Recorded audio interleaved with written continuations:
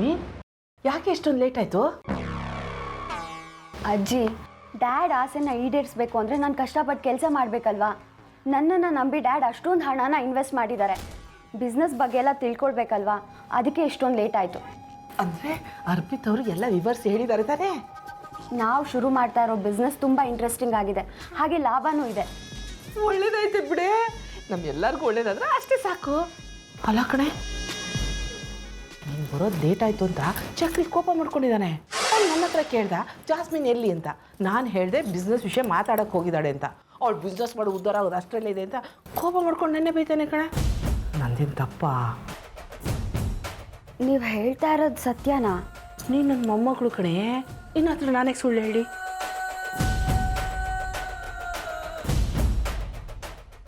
Hi ಜಾಸ್. Hi. ಹೇಗಿತ್ತು meeting? ನಾನು ಮೀಟಿಂಗಲ್ಲಿದ್ದಾಗ ನೀವು ಫೋನ್ ಮಾಡಿದ್ರಂತೆ? ಹಾಂ ಮಾಡಿದ್ದೆ. ನೀನು ಬ್ಯುಸಿ ಇದೆಯಾ ಅಂತ ಯಾರೋ ಅರ್ಪಿತಾ ಅನ್ನೋರು ಹೇಳಿದ್ರು. ಅದಕ್ಕೆ ಫ್ರೀ ಆದ್ಮೇಲೆ ಕಾಲ್ ಮಾಡಿಸಿ ಅಂತ ಹೇಳಿ ಫೋನ್ ಇಟ್ಟೆ.